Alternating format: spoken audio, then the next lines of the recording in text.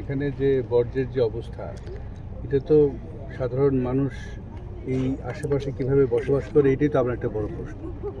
এটাই তো আমাদের আসলে কল্পনার মধ্যে আসে না। সে স্বাস্থ্যের কথা আপনারা চিন্তা করেন বা আপনি পরিবেশগত অন্য যাই ভাবেন না কেন, এটা একটা সবচেয়ে বড় চ্যালেঞ্জ। আপনারা সবাই শুনেছেন যে আমাদের নির্বাচনের আগে আমাদের যে মাননীয় প্রধানমন্ত্রী এখন জনাব তারেক রহমান, উনি দলের প্রধান হিসাবে কয়েকটা প্ল্যানের কথা ঘোষণা করেছেন। উনি 8টা বিষয়কে প্রাধান্য দিয়েছেন।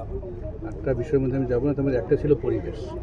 এই পরিবেশে আমরা পরিবেশের মধ্যে 4টে বিষয়কে আমরা প্রায়োরিটাইজ করেছি। একটা আছে বর্জ্য ব্যবস্থাপনা। আমাদের দেশে আপনাদের বরিশাল শহরই না, আপনি ঢাকা শহর থেকে শুরু করে বাংলাদেশের যে কোনো গ্রামে যান, ছোটো একটা বাজারে যান, অপরিকল্পিত বর্জ্য ব্যবস্থাপনা, সব জায়গাতেই বর্জ্য, দেশটাই বর্জ্যে ভরে আছে। তো এই বর্জ্য যদি আমরা ব্যবস্থাপনা করতে না পারি, এই বর্জ্য আমাদের সয়েল সিস্টেমকে ধ্বংস করছে, আমাদের ওয়াটার সিস্টেমকে ধ্বংস করছে। এই বাংলাদেশের বর্জ্যের 80%-এরও বেশি বর্জ্য নদীতে ফেলা হয়, আমাদের নদী ব্যবস্থাকে একেবারে নষ্ট করে দিচ্ছে। এইভাবে তো একটা সাস্টেনেবলভাবে উন্নয়ন আমরা চিন্তা করতে পারি না।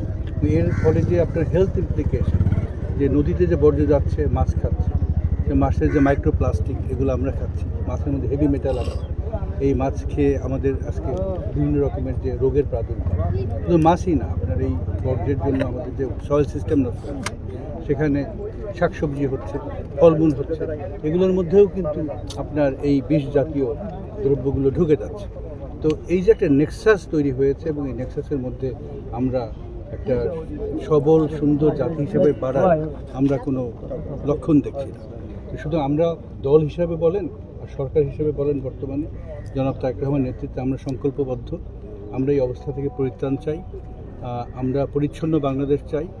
আমরা ইতিমধ্যেই বেশ কয়েকটি আপনার প্রাইভেট যারা কোম্পানি আছে, যারা বর্জ্য ব্যবস্থাপনা নিয়ে বিশ্বের বিভিন্ন জায়গাতে সাকসেসফুলি কাজ করেছে। জাপানে কিন্তু একটা বর্জ্য আপনি খুঁজে পাবেন না কোনো শহরে। তার প্রধান কারণ, তারা বর্জ্যকে সম্পদে রূপান্তরিত করেছে। তারা বর্জ্যকে কালেক্ট করে এটাকে রিসাইকেল করে। তারা অর্গানিক যে বর্জ্যটা আছে সেগুলো দিয়ে ইলেকট্রিসিটি, তারা অর্গানিক ফার্টিলাইজার, এরকম তারা তৈরি করে।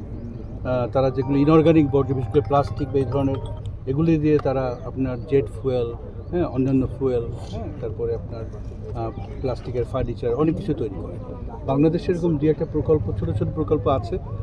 আমাদের দলীয় প্রধানের নির্দেশে আমি নিজেই একবার কক্সবাজারে গিয়েছি। সেখানে বিশ্বব্যাংকের অর্থায়নে ওখানে ব্রাক একটা এনজিও, তারা আপনি স্থানীয়ভাবে আপনার রিসাইক্লিং প্ল্যান্ট তারা তৈরি করেছে। সেখানে তারা অর্গানিক বর্জ্যকে ইনঅর্গানিক বর্জ্য থেকে সেপারেট করে প্লাস্টিক যে বর্জ্যগুলো আছে এগুলো দিয়ে তারা প্রথমে মাইক্রো পিলেট তৈরি করে, এবং মাইক্রো পিলেট দিয়ে তারা বিভিন্ন ধরনের ফার্নিচার, টেবিল, আউটডোর বেঞ্চ এগুলো তৈরি করে।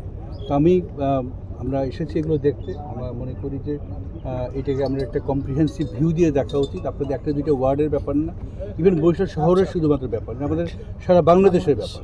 যদি আমরা বর্জ্য ব্যবস্থাপনা এই মোকাবেলা করতে আমরা ব্যর্থ হই, আমরা কিন্তু ভবিষ্যতে আপনার রোগ ভোগ থেকে শুরু করে আমরা অনেক বিপর্যয়ের মধ্যে পড়ব। সুতরাং দল হিসেবে, সরকার হিসেবে আমরা কমিটেড। আমরা তো আসলাম, আমাদের সরকার দায়িত্বে 1 মাসের কিছুটা বেশি সময় হয়েছে। ইতিমধ্যেই আমাদের মাননীয় প্রধানমন্ত্রী তিনবার উনি এক্সপার্টদের সাথে বসেছেন এবং উনি নির্দেশনা দিয়েছেন এই বর্জ্য ব্যবস্থা নিয়ে আমরা সারা বাংলাদেশে কী করতে পারি, কোথায় কীভাবে শুরু করতে পারি, এবং বরিশাল অবশ্যই এগুলো শুরু হবে। আমার সাথে কথা হচ্ছিল মাননীয় প্রশাসকের সাথে।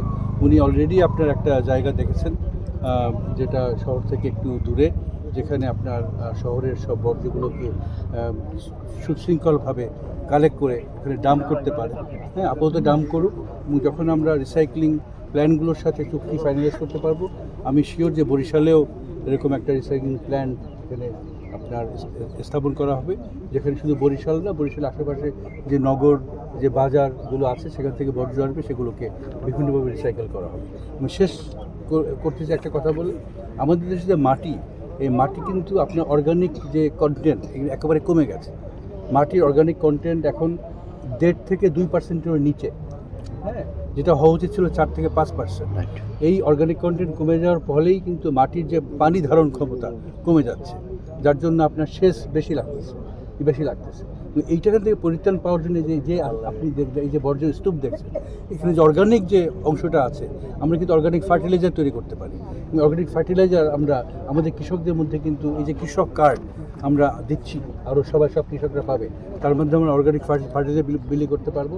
তার মাধ্যমে আমরা যে মাটির স্বাস্থ্যকে আমরা পুনরুদ্ধার করতে পারবো এবং বাংলাদেশের কৃষিকে একটা অন্য ধাপে নিয়ে যেতে পারবো। এবং বর্জ্য ব্যবস্থাপনার সাথে মানুষের স্বাস্থ্য, কৃষি উৎপাদন, আপনার এই যে মৎস্য চাষ, সব কিছু জড়িত। এটা অত্যন্ত গুরুত্বপূর্ণ আমাদের সরকারের জন্য, এটা একটা টপ প্রায়োরিটি। ইনশাল্লাহ ভবিষ্যতে আপনারা খুব অদূর ভবিষ্যতেই আপনারা একটা ভিজিবল চেঞ্জ এই বর্জ্য ব্যবস্থাপনায় দেখবেন। অসংখ্য ধন্যবাদ।